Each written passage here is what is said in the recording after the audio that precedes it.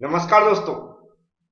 आज का सब्जेक्ट है मैकेनिक्स ऑफ स्ट्रक्चर या फिर स्ट्रेंथ ऑफ मटेरियल और इसका चैप्टर है सिंपल स्ट्रेसेस एंड स्ट्रेंथ। इस चैप्टर के जो न्यूमेरिकल क्वेश्चन आज मैं समझाने वाला हूं वह लिए हैं मैंने पुराने पेपर से, जो मई जून 2022 में पूछा गया था और जनवरी फरवरी 2022 में पूछा गया था। दोनों ही पेपर से मैंने एक एक न्यूमेरिकल क्वेश्चन लिए हैं जो लगभग 10-10 नंबर के पूछे गए थे। तो उम्मीद है इन दोनों न्यूमेरिकल क्वेश्चन को आप लोग समझने की जरूर कोशिश करेंगे और वीडियो पूरा देखेंगे। और दोनों ही ब्रांच के सिविल और मैकेनिकल के स्टूडेंट इस वीडियो को जरूर देखें, क्योंकि दोनों ही ब्रांच के जो स्टूडेंट हैं इस चैप्टर की स्टडी करते हैं। तो चलते हैं आज के न्यूमेरिकल क्वेश्चन समझते हैं। पहले क्वेश्चन में लिखा हुआ है a 20 kilonewton tensile force is acting on a bar of 2 centimeter diameter and 150 centimeter length। Question में बोल रहा है एक रॉड है और जिसका डायमीटर 2 सेंटीमीटर है और लेंथ 150 सेंटीमीटर है और उस पर एक टेंसाइल फोर्स लग रहा है, मतलब भार की ओर खींच रहा है और उसकी क्वांटिटी दी है 20 किलो न्यूटन। आगे बोला if modulus of elasticity E equal to 2 into 10⁵ newton per mm square, then determine, हमें डिटरमाइन मतलब फाइंड आउट करना है stress strain and elongation of the bar, मतलब चेंज इन लेंथ, हमें तीनों ए फाइंड आउट करना है। तो जो मेरा सॉल्व करने का तरीका है, सबसे पहले न्यूमेरिकल क्वेश्चन को समझना है, फिर जो डाटा गिवन है उसको नोट करना है। यदि उसमें कुछ यूनिट में परिवर्तन हो रहा है तो यूनिट में भी परिवर्तन करके अभी रख लेना है। तो चलते हैं, डाटा गिवन जो भी दिया है उसको लिख लेते हैं। सबसे पहले हमें यहां पर क्या लिखना, सॉल्यूशन ऐसा लिख लेना है। सॉल्यूशन लिखने से पता चल जाता चेक करने वाले को कि यहां से सॉल्व करना स्टार्ट कर दिया है। और फिर हमें क्या लिखना है, गिवन। गिवन में जो भी डाटा स्टार्टिंग से दिया है, जैसे कि यहां पे लगा 20 kilo Newton tensile force, force को हम कई जगह एफ से डिनोटेट करते हैं, कई जगह पी से डिनोटेट करते हैं। तो यहां पर हम पी का उपयोग कर रहे हैं तो ऐसा पी लिख लें। आपको वर्डिंग में भी लिखना है tensile force P equal to, जैसे मैं यहाँ डायरेक्ट लिख रहा हूं, P इक्वल टू कितना दिया, 20 किलो न्यूटन। इस चैप्टर के अंदर कभी भी आपको किलो दिखे तो उस किलो को चेंज करना है। किलो को चेंज करने के लिए हम क्या करेंगे, 10⁻³ का मल्टीप्लाई करते हैं, मतलब 1000 का मल्टीप्लाई करते हैं, तो ये हो जाएगा न्यूटन। याद रखें क्या, किलो को परिवर्तन करने के लिए हम 1000 का मल्टीप्लाई करते हैं, मैंने 1000 का मल्टीप्लाई कर दिया है। नेक्स्ट डाटा दिया 2 सेंटीमीटर, क्या दिया है, डायमीटर। डायमीटर को हम स्मॉल डी से डिनोटेट करते हैं और जो डायमीटर दिया सबसे पहले उसको लिख लेते हैं। अब यहाँ पर सेंटीमीटर दिया है, लेकिन जो भी लेंथ की या फिर डायमीटर की जो भी यहाँ पर यूनिट दी जाती है उसमें हम परिवर्तन करते हैं। यदि ई की वैल्यू दी है तो उसकी यूनिट के अकॉर्डिंग, जैसे कि यहाँ पर mm स्क्वायर दिया है तो हम कोशिश करेंगे जो भी डायमीटर या लेंथ दी है या फिर चेंज इन लेंथ दी है या कोई अदर डाटा दिया है वो सेंटीमीटर में दिया है या फिर मीटर में दिया है तो हम उसको किस में चेंज कर लेंगे, जो यहाँ पर यूनिट दी है। तो यहाँ पर ई की यूनिट क्या है, न्यूटन पर mm स्क्वायर। तो क्या दी, mm पे ध्यान देना, में mm स्क्वायर दी, मतलब हम क्या करेंगे, जो यहाँ पर सेंटीमीटर दिया है उसको हम mm में चेंज कर लेंगे। तो याद रखें हम यूनिट में परिवर्तन कैसे करते हैं। अब ये सेंटीमीटर दिया तो हम किस में चेंज कर रहे हैं, mm में चेंज कर रहे हैं। तो सेंटीमीटर को मिलीमीटर में चेंज करने के लिए हम 10 का मल्टीप्लाई करते हैं, कितने का, 10 का मल्टीप्लाई करते हैं या फिर 10 का मल्टीप्लाई करते हैं। तो हम क्या करेंगे, 2 में अगर 10 का मल्टीप्लाई करेंगे तो कितना हो जाएगा, 20 हो जाएगा। लेकिन मैं लिख भी देता हूं जिससे आपको और अच्छी समझ में आ जाए। तो यहाँ पर हम क्या लिख देंगे, mm लिख देंगे और आगे हमें क्या लिखना है, यहाँ पर 20 mm। इतना समझ में आ गया होगा। अब नेक्स्ट डाटा दिया है, लेंथ दी, यहाँ पर देख रहा है, लेंथ को हम कैपिटल L से नोटेट करते हैं, इक्वल में क्या लिख देंगे, 150। अब यहाँ पर से सेंटीमीटर मिल गया तो सेंटीमीटर को हम किस में चेंज कर लेंगे, mm में चेंज कर लेंगे।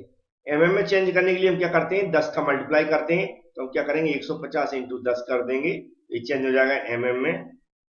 और इसका कैलकुलेशन करेंगे तो कितना हो जाएगा, 1500 हो जाएगा। तो mm हो गया ये। अब हम देख रहे हैं capital E equal to modulus of elasticity, capital E equal to दिया हुआ है हमारा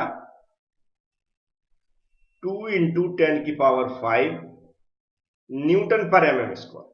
बस अब हम डाटा देखेंगे, देखो यहाँ mm स्क्वायर है, ये भी mm हो गया और ये भी mm हो गया और यहाँ भी हमने इसको किलो को चेंज कर लिया। अब हमें जो फाइंड आउट करना वो यहाँ पर लिख लेते हैं। जैसे कि स्ट्रेस को पहला स्ट्रेस फाइंड आउट करना, तो हम यहाँ पर लिख देते हैं स्ट्रेस। अब स्ट्रेस लिख के हमें पैसे क्वेश्चन मार्क लगाना पड़ता है, लेकिन क्वेश्चन मार्क की जगह हम क्या कर रहे हैं, यहाँ पर जो सिंबल यूज करते हैं उसको भी लिखेंगे। तो सिग्मा से हम इसको डिनोटेट करते हैं और जो फॉर्मूला है उसको भी लिख रहा हूँ, लेकिन आप क्वेश्चन मार्क लगा के रखें। आपकी याददाश्त के लिए लिख रहा हूँ। स्ट्रेस इक्वल टू होता है, क्या होता है, फोर्स अपॉन एरिया। क्या होता है, फोर्स अपॉन एरिया। याद रख लें, फोर्स अपॉन एरिया क्या होता है, स्ट्रेस होता है। इसकी यूनिट होती है न्यूटन पर। अगर यहाँ पर डाटा एमएम में लिया तो क्या हो जाएगा, एमएम स्क्वायर। यूनिट हो गई, इसमें हम क्वेश्चन मार्क लगा देते हैं।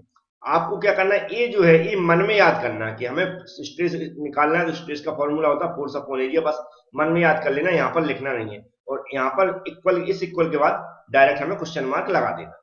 दूसरा हमें निकालना है स्ट्रेन। स्ट्रेन भी मैं यहाँ पर लिख देता हूँ। स्ट्रेन इक्वल टू जो रहता है वह वैसे एप्सिलॉन से इसको डिनोटेट करते हैं। यह होता है change in length upon original length. Change in length का सिंबल ऐसा होता है, change in length upon original length. इस तरह लिखते हैं, change in length upon original length, मतलब लंबाई में परिवर्तन अपॉन वास्तविक लंबाई। और इक्वल करके इसकी कोई भी यूनिट नहीं होती है, तो हम क्या करेंगे, यहाँ पर क्वेश्चन मार्क लगा देंगे। यहाँ पर भी आपको इक्वल के बाद क्वेश्चन मार्क लगाना है। ये जो डाटा है ये सिर्फ मन में याद करना है। थर्ड हमें जो कैलकुलेट करना है क्या करना है, इलोंगेशन ऑफ द बार, मतलब चेंज इन लेंथ हमें निकालना है। तो चेंज इन लेंथ निकालने के लिए हम क्या करेंगे, हम दो तरह निकाल सकते हैं। एक तो यहाँ पर अगर हमें स्ट्रेन मिल जाएगा, अगर हमें स्ट्रेन मिल जाता तो यहाँ से हम क्या करेंगे, अगर चेंज इन लेंथ निकालना है तो क्या करेंगे, डेल एल इक्वल टू हो जाएगा, इसका इसमें क्रॉस मल्टीप्लाई हो जाएगा। तो जो स्ट्रेन निकलेगा यहाँ पर क्या हो जाएगा, जो स्ट्रेन की वैल्यू निकलेगी यहाँ पर उसमें मल्टीप्लाई एल हो जाएगा। इससे हम निकाल सकते हैं, ध्यान रखें। और नहीं आपको ये सब नहीं समझ में आ रहा क्या करूं, तो डायरेक्ट फॉर्मूला वैसे भी याद होगा हमें। तो हम जानते हैं ये कैपिटल जो ई इक्वल टू एक फॉर्मूला होता है, स्ट्रेस अपॉन स्ट्रेन। क्या होता है, स्ट्रेस अपॉन अपॉन स्ट्रेन। यहां पर हम जब स्ट्रेस की वैल्यू रखते हैं तो क्या हो जाता है, फोर्स अपॉन एरिया होती है। और ये क्या होता है, change in length upon original length. इसको जब सॉल्व करेंगे तो क्या हो जाएगा, F upon A into capital L upon del L, ऐसा हो जाता है। अब डेल एल हमें यहाँ पर निकालना है, तो क्या हो जाएगा, डेल एल इक्वल टू हो जाएगा, ए ई क्या नीचे आ जाएगा, तो क्या हो जाएगा ऊपर F into L upon A into ई। इस फॉर्मूले को आपको याद रखना, सबसे ज्यादा इस पर क्वेश्चन पूछे जाते हैं। तो क्या हो जाएगा, del L equal to force into length upon area into modulus of elasticity. इससे भी निकाल सकते हैं, लेकिन हमें आज इसकी जरूरत नहीं है। तो हम क्या करेंगे, इतने ही फॉर्मूले यूज करके, सिर्फ इतने यूज करके हम क्या करेंगे, स्ट्रेस भी निकाल लेंगे, स्ट्रेन भी निकाल लेंगे और चेंज इन लेंथ भी निकाल लेंगे। तो कैलकुलेट करते हैं, ध्यान से समझें। फर्स्ट हम निकालना है क्या, स्ट्रेस। तो हमने स्ट्रेस का सिंबल यूज कर रहे हैं, सिग्मा इक्वल टू क्या होता है, फोर्स अपॉन एरिया। अब यहां पर हम क्या देखेंगे, हेयर ऐसा लिखना पड़ता है, ये एरिया इसकी वैल्यू नहीं दी है, तो हम क्या करेंगे, area equal to cross sectional area कैसा है, सर्कुलर है।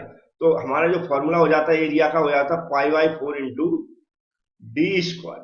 तो हम क्या करेंगे, पाई बाई 4 की जगह पाई बाई 4 रहेगा, इंटू डी स्क्वायर। डी की जगह वैल्यू रख देंगे कितनी है, 20 mm है। तो 20 mm का हम क्या कर देंगे, स्क्वायर कर देंगे, ऐसा ब्रैकेट लगा के। अब इसको हम कैलकुलेट करेंगे कैलकुलेटर से, तो बड़े आसानी से एक ही बार में कैलकुलेट हो जाएगा। कैलकुलेटर में 20 रख दें, उसका स्क्वायर कर दें, फिर मल्टीप्लाई शिफ्ट दबा के पाई कर दें, फिर इक्वल करें, जो भी वैल्यू आई उसमें 4 का डिवाइड कर दें। तो मेरे अकॉर्डिंग जो एरिया आ रहा है इसका, वह आ रहा है 314.15, और इसकी एरिया की यूनिट होती है mm स्क्वायर, मतलब यहाँ पर mm में वैल्यू ली तो mm स्क्वायर हो जाएगा। अब एरिया जब आ जाए तो हम यहाँ पर क्या लिखते हैं, नाउ। अब जो सिग्मा इक्वल टू है और फोर्स की वैल्यू हमें पता है 20 इंटू 10 की पावर 3, तो यहाँ पर लिख देंगे हम 20 इंटू 10 की पावर 3 अपॉन एरिया। एरिया की वैल्यू हमने निकाल ली है 314.15, 314.15 इक्वल ऊपर वाली वैल्यू में नीचे वाली वैल्यू का सिर्फ डिवाइड करना है। तो मेरे अकॉर्डिंग जो डिवाइड करने के बाद आंसर आ रहा है वो आ रहा है 63.66 Newton per mm square, Newton per mm square. उम्मीद है स्ट्रेस कैसे निकाला समझ में आ गया होगा। दूसरा हमें क्या निकालना है, स्ट्रेन निकालना है। क्या निकालना है, स्ट्रेन। स्ट्रेन निकालना सेकंड, तो हमें कुछ लिखना पड़ेगा। तो हमें यहां पर लिखते हैं be know that according to Hooke's law. क्या लिखेंगे? According to Hooke's law. ऐसा हुक्स लॉ अकॉर्डिंग टू लिख दें। हुक्स लॉ क्या होता है? ये मॉडुलस ऑफ इलास्टिसिटी या फिर कैपिटल ई इक्वल टू क्या होता है? स्ट्रेस अपॉन स्ट्रेन होता है। स्ट्रेस मतलब सिग्मा को डायरेक्ट लिख देते हैं अपन, स्ट्रेन मतलब कैपिटल ई एप्सिलॉन, मतलब ऐसा लिखते हैं। या फिर स्मॉल ई भी लिखा है, क्या है? स्मॉल ई भी लिख सकते हैं या फिर एप्सिलॉन लिखते हैं। ठीक है, याद रखें ये कैपिटल ई है, ये एप्सिलॉन है, या फिर आप स्मॉल ई लिख दें, ऐसा ऐसा भी लिख सकते हैं स्मॉल ई। तो मैं इसको साफ करके लिख देता हूं। तो यहाँ पर स्मॉल ई भी लिख सकते हैं, ध्यान रखें। अब ये स्मॉल ई लिखने के बाद हमें क्या निकालना है, ये इंपॉर्टेंट। हमें स्मॉल ई को ही निकालना, मतलब स्ट्रेन को निकालना। तो आगे हम इसको जो परिवर्तन कर सकते हैं, तो क्या कर सकते हैं? ये जो ई स्मॉल ई निकालना है, स्ट्रेन निकालना, याद रखें। स्मॉल ई क्या है? स्ट्रेन में लिख भी देता हूं, नहीं तो आप कंफ्यूज हो जाए। स्ट्रेन निकाल रहा हूं मैं। इक्वल, ये जो वैल्यू है यह एक्सचेंज हो जाएगी किससे? इक्वल, क्योंकि इक्वल के जो बटे में वैल्यू है ये क्रॉस मल्टीप्लाई होके एक्सचेंज हो जाती है। तो ई इक्वल टू हम करेंगे तो ऊपर क्या हो जाएगा? सिग्मा हो जाएगा, नीचे कैपिटल ई आ जाएगा। ई क्या है? Modulus of elasticity. सिग्मा क्या है? स्ट्रेस है। अब सिर्फ हमें वैल्यू को पुट करना। तो स्ट्रेस की वैल्यू अभी हमने निकाली हुई है, कितनी निकाली? 63.66 बटे कैपिटल ई की जो वैल्यू है वह मैंने ऊपर देखो रखी है, कहां पर? यहाँ पर 2 इंटू 10 की पावर 5 गिवन था, तो ये था 2 इंटू 10 की पावर 5। अब सिर्फ हमें कैलकुलेट करना ऊपर वाली वैल्यू में नीचे वाली वैल्यू का डिवाइड करना। तो मेरी कैलकुलेशन के अकॉर्डिंग जो इसका आंसर आ रहा है वह आ रहा है 3.183 इंटू 10 की पावर -4 आ रहा है। और स्ट्रेन की कोई भी यूनिट नहीं होती, तो हमारा यही डायरेक्ट आंसर लिख जाएगा। तो स्ट्रेन हमने कैसे निकालना है? सिर्फ अकॉर्डिंग टू हुक्स लॉ जो फॉर्मूला होता है, modulus of elasticity equal to क्या होता है? Stress upon strain. तो स्ट्रेन निकालना है तो हम क्या करेंगे? इक्वल जहां था ई की जगह हम क्या ले जाएंगे? मॉडुलस ऑफ इलास्टिसिटी की जगह क्या ले जाएंगे? स्ट्रेन ले जाएंगे, और ई को इधर कर लेंगे। जैसे कि यहाँ पे मैंने कर लिया स्ट्रेन इक्वल टू जो सिग्मा स्ट्रेस अपॉन इस स्मॉल ई को मैंने यहाँ लिख दिया, और बटे में फिर क्या? इस ई को लिख दिया। ऐसा मैथमेटिकली कर सकते हैं। वैल्यू रख दी, उसका भाग दे दिया, तो हमारा आंसर आ गया। अब सिर्फ हमें क्या निकालना है? चेंज इन लेंथ निकालना। तो चेंज इन लेंथ हम आगे निकाल देते हैं। तो हमें यहाँ पर थर्ड नंबर लिख लेना, जो भी हमें निकालना। तो हम क्या यहाँ पर भी लिखेंगे? We also know that strain equal to क्या होता है? स्ट्रेन, याद रखें। स्ट्रेन इक्वल टू क्या होता है? Change in length upon original length. अब हम क्या करेंगे? यहाँ पर हमें क्या निकालना है? चेंज इन लेंथ निकालना है। क्या? चेंज इन लेंथ निकालना है। तो अगर हमें चेंज इन लेंथ निकालना है तो चेंज इन लेंथ और इसका एक दूसरे में क्या हो जाएगा? क्रॉस मल्टीप्लाई हो जाएगा एक दूसरे में, क्योंकि अगर इसके नीचे 1 मान लेते हैं तो इसका इसमें मल्टीप्लाई हो जाएगा, इसमें हो जाएगा। तो del L equal to strain multiply L हो जाएगा। तो स्ट्रेन इंटू एल। यहाँ पर स्ट्रेन की जगह आप स्मॉल ई भी लिख सकते हैं, अगर आप वर्ड में नहीं लिखना चाहते तो सिंबल यूज कर सकते हैं। अब सिर्फ हमें वैल्यू को यहाँ पर पुट करना है। जैसे कि स्ट्रेन की वैल्यू हमने कितनी निकाली? 3.183 निकाली हुई है, into capital L equal to दिया है, कहां पर दिया है? आप क्वेश्चन के अंदर देखेंगे 1500, मतलब यहां पर मल्टीप्लाई किया था मैंने 1500, तो इसको रख देंगे 1500। यहां पर इसको एक दूसरे में मल्टीप्लाई करेंगे तो मेरे अकॉर्डिंग जो वैल्यू आ रही है 0.477 mm, क्योंकि हमने 1500 mm का मल्टीप्लाई किया, तो यूनिट क्या हो गई? mm। तो हमारा ये जो डेल एन निकालना था, चेंज इन लेंथ निकालनी थी, वो भी आ गई है। यदि आप इस फॉर्मूले से चेंज इन लेंथ निकालेंगे, क्या करना पड़ेगा? एफ की वैल्यू रखना पड़ेगा जो दी है, एल की वैल्यू दी है, वाई भी रखना पड़ेगी। एरिया हमने निकाला हुआ है, यहाँ पर आप देख सकते हैं ये वाला, इसको रख देना, और कैपिटल ई की वैल्यू दी है उसको रख देना। तो आपको आंसर यही मिलेगा जो यहाँ पर मैंने निकाला है। उम्मीद है ये सरल पड़ रहा था, क्योंकि ये डाटा मैं ऑलरेडी निकाल चुका हूं, तो ये सीधे तीनों वैल्यू हमने निकाल दी। अब एक क्वेश्चन और है जो भी पिछले एग्जाम में वो भी पूछा गया था, तो उसको भी देख लेते हैं। नेक्स्ट क्वेश्चन में लिखा a tensile force of 50 kilonewton is acting on a brass rod of diameter 25 mm and length 250 mm। Question में दिया टेंसाइल फोर्स दिया 50 किलोन्यूटन, और रॉड का डायमीटर दिया कितना? 25 mm, और length the 250 mm। The increase in length of the rod, change in length है वह दी है 0.3 mm। Determine the modulus of elasticity of rod, modulus of elasticity of rod निकालना है, मतलब कैपिटल ई निकालना है। ये दोनों ही क्वेश्चन 10-10 नंबर के पूछे गए थे अलग अलग क्वेश्चन पेपर में। जैसे मैंने बताया मई जून 2022 और जनवरी फरवरी 2022 में अलग अलग पेपर पूछे गए थे 10-10 नंबर। इस सभी क्वेश्चन ऐसे और भी चैप्टर हैं जो बहुत सरल क्वेश्चन पूछे गए थे, उन सबका सॉल्यूशन समझने के लिए और बहुत सारे क्वेश्चन पहले से ही हमारी प्लेलिस्ट में ऐड है। मैकेनिक्स ऑफ स्ट्रक्चर के नाम से आपको एक प्लेलिस्ट मिल जाएगी, जो आपको हमारी डिस्क्रिप्शन बॉक्स है, अभी आप वीडियो देख रहे होंगे उसको ओपन करेंगे तो स्टार्टिंग में ही हमने प्लेलिस्ट की लिंक दे देंगे, तो वहां से आप देख सकते हैं। और चैनल को सब्सक्राइब जरूर करें यदि आप पहले हमारे फर्स्ट टाइम हमसे जुड़ रहे हैं, और बेल आइकन को दबा लें जिससे कि ये पूरा पेपर मैं सॉल्व करवाऊं उसकी नोटिफिकेशन आपके पास पहुंच सके। चलते हैं इसका सबसे पहले गिवन डाटा लिख लेते हैं। तो जैसा मैंने स्टार्टिंग बताया, यहाँ पर सबसे पहले क्या लिखना है, मुझे सॉल्यूशन लिख लेना है जिससे चेक करने वाले को पता रहे कि यहाँ से सॉल्व करना स्टार्ट किया गया है। अब गिवन लिखने के बाद हम क्या करेंगे, जो भी डाटा सबसे पहले दिया, क्या दिया है, टेंसाइल फोर्स दिया तो हम कैपिटल पी से डिनोटेट कर रहे हैं इसको। कितना दिया, 50 किलो न्यूटन दिया है। किलो को तुरंत हम चेंज कर लेंगे, किलो की जगह हम क्या लिखते हैं 10 की पावर 3 का मल्टीप्लाई कर देंगे, मतलब 1000 का मल्टीप्लाई कर देंगे। सेकेंड वैल्यू डायमीटर दिया, डायमीटर को हम स्मॉल डी से डिनोटेट करते हैं। और 25 mm दिया है, mm में डायमेंशन दिए तो कोशिश करें mm को चेंज ना करें, mm को mm में ही रहने दें, क्योंकि और भी डाटा सेंटीमीटर या मीटर में दिया रहता है तो मैक्सिमम को हम mm में चेंज करते हैं, तो याद रखें इसको। लेंथ दिए तो लेंथ को हम कैपिटल L से डिनोटेट करते हैं, 250 mm दिए उसको भी जैसा का तैसा रहने दें। चेंज इन लेंथ को हम डेल एल से, किससे, चेंज इन लेंथ को हम डेल एल से डिनोटेट करते हैं, और यह दिया है 0.3 mm। और हमें निकालना क्या है, कैपिटल ई, मतलब मॉडुलस ऑफ इलास्टिसिटी निकालना है। मॉडुलस ऑफ इलास्टिसिटी का जो सिंबल होता है उसको हम कैपिटल एल से डिनोटेट करते हैं, तो ये भी मैंने लिख दिया, क्वेश्चन मार्क लगा दिया, इसको निकालना है। सबसे सिंपल एक हमारा जो क्वेश्चन है, इसमें सिर्फ हमें क्या लिखना है, यहां पर लिख देना अच्छे से बी नो दैट, और ये भी लिखना according to Hooke's law, according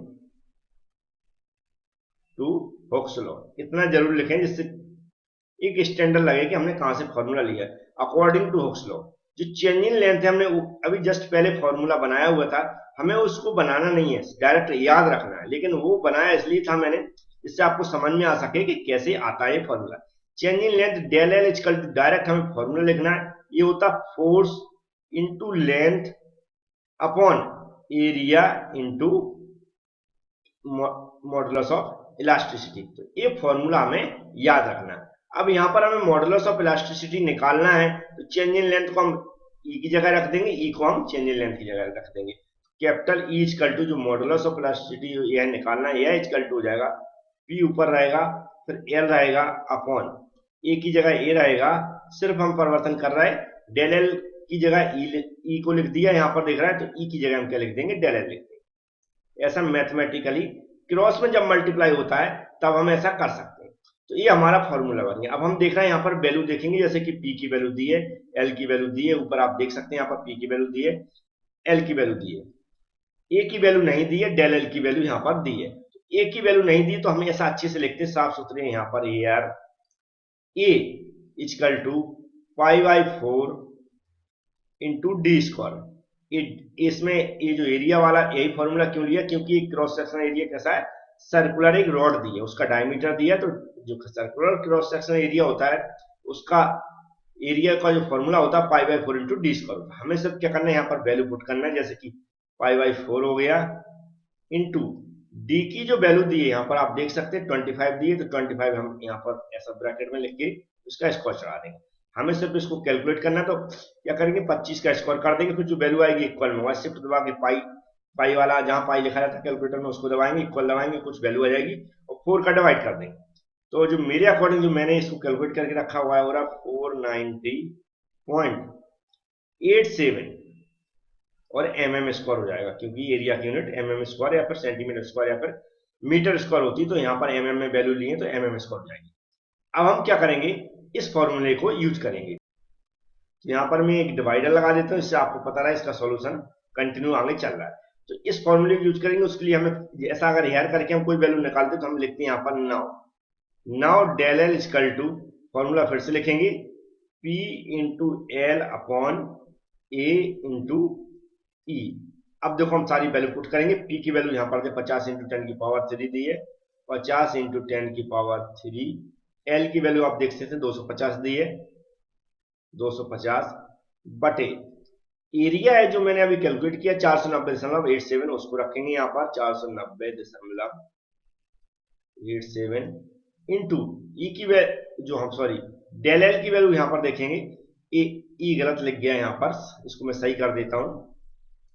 तो मैंने जो फॉर्मूला लिखा था उसको दो बार यहाँ पर फिर से बनाने में मेहनत ना करें। अगर हमने यहाँ पर कंप्लीट एक बार बना लिया तो इसी को लिख रहे हैं, इसलिए मैंने इसको यहाँ पर साफ कर दिया। तो ऐसा इसमें थोड़ा चेंज कर लेते हैं, ई इक्वल टू यहाँ पर डेल एल ऐसा लिख रहे हैं। याद रखना, नहीं तो आपको क्या करना पड़ता है, यहाँ पर ई की वैल्यू, यहाँ पर क्या डेल एल की वैल्यू पुट करना पड़ती है, यहाँ पर ई को फिर से हमें इतनी मेहनत करनी पड़ती थी यहाँ पर की थी। तो हम इसको डायरेक्ट अगर एक बार यहाँ पर समझा चुके हैं हम कॉपी के अंदर, तो डायरेक्ट इसको यहाँ पर नोट कर लें, equal to P into L upon A into del L. अब हम डेल एल की यहाँ पर वैल्यू रख देंगे 0.3 दिए।